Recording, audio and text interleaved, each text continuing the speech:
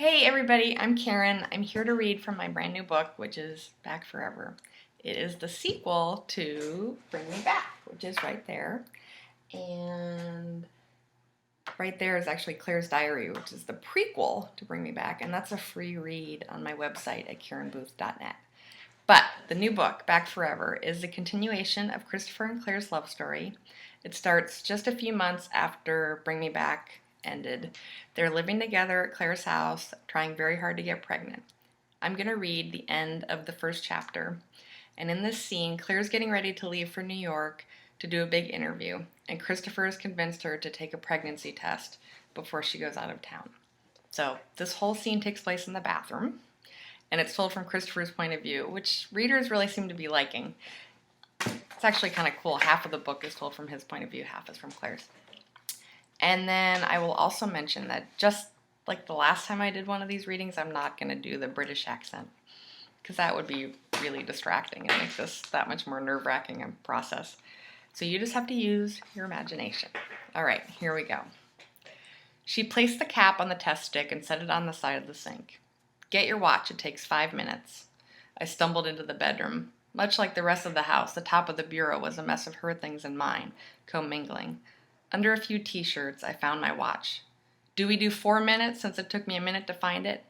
No, just do 5, she called back above the sound of rushing water in the sink. It's the same difference. I returned to the bathroom and tried not to steal a peek at the dreaded stick. She lowered the toilet lid and sat, so I took a spot on the edge of the tub. My mind was a torrent of nervous anticipation. Something felt different, but perhaps that was wishful thinking. Is she? She really could be. Our baby could be inside her right now. Claire crossed her legs and ran her hand along the bare skin of her calf. I need to shave. I didn't want to say anything last night, but you are getting to be a bit scratchy. She frowned in an entirely adorable way. Gee, thanks. Honestly, I hadn't noticed at all. I glanced at the watch, only 2 minutes into this exercise in mental torture. Bloody hell. You're perfect, just the way you are. Her chin dropped. That's very sweet. There it was, the look on her face, the early morning sun streaming through the bathroom window, seconds ticking away at a snail's pace. A moment captured in my consciousness. Something monumental was about to happen. It made the hair on my arms stand on end. My vision dropped to the watch again. 1 more minute, can we look? She shook her head. No, just wait. But I don't like to wait, she smiled. I know you don't. It's adorable and a little annoying. I consulted my nemesis, the watch, again. 10 seconds. Hold my hand. She reached for me, her fingers wagging. We close our eyes and open them on 3. Deal. I stood as she did, enveloping her hand with mine. My eyes clamped shut as ordered. She began to count. 1, 2, 2.5. Very funny. She giggled. 3, open. I blinked. I focused. There it was, one blue line. Bugger. I caught the sigh before it left my throat. Sharing my disappointment would only make her feel worse.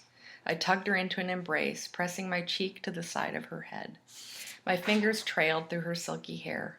Weren't we just saying how much we like trying? She managed a quiet laugh, but trembled beneath my touch. I didn't want to say anything, but I actually thought I was pregnant. The admission only made me hold on tighter, never wanting to let her go. She wanted this as badly as I did, and I'd talked her into taking the test. It's okay, darling, really. And it's still early, right? We could do another test in a few days if you're still late. I choked back intruding tears. I love you so much, Claire. That's all that matters. I love you too. I'm just ready for this to happen. I don't like feeling like our life is on hold. Do you really feel that way? You know, she's right. Our life is on hold. Yes, I hate seeing that look of disappointment on your face. I want to give this to you and it hasn't happened. I don't want it to be more important than us. You're all that matters. You can't deny that you want this very, very badly. I don't want it as much as I want you. Am I the most daft man on the face of the planet? Without another moment wasted, I dropped to my knee, which hurt like hell when it thudded against the tile floor. Ow! Chris, what are you... She looked down at me with genuine puzzlement, certainly warranted, as she was in her pajamas, me in my boxer shorts, both of us in the bloody bathroom, for God's sake. Not the most glamorous of settings, but I think it works. Her lips were lovely and pouty. Get on with it so you can kiss her. I took one of her hands, but failed to catch the other before it flew to her mouth. Her deep blue eyes were wide with wonder. I cleared my throat and took a deep breath. I had one shot at getting this perfect. Claire Abbey, I love you more than I have ever loved another human being. The words left me feeling as though my heart might burst out of my chest. You are the most extraordinary and wonderful and frustrating woman I have ever met, and I want you to be mine forever. A giggle leaked out of her. Did you squeak, darling? Maybe.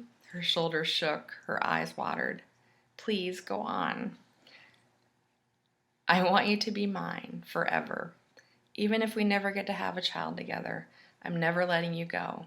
That is, if you'll have me. Claire, will you marry me? Her other hand dropped, and she smiled in a way that left her cheeks as full as ripe peaches on a summer day. Mine for the picking. Her face was such a distraction that for a heartbeat or two, I didn't realize she hadn't yet answered the question. I wagged an eyebrow, hoping she had no defense for that. Well, I asked. Shh. Her smile returned as soon as she relaxed her lips. Shh. I'm savoring the moment. Why don't we savor the moment after you give me an answer? And that's the end of chapter 1. So if you want to know what happens next, you have to read back forever. And thanks for listening. If you need more info, you can check out my website at karenbooth.net. Bye.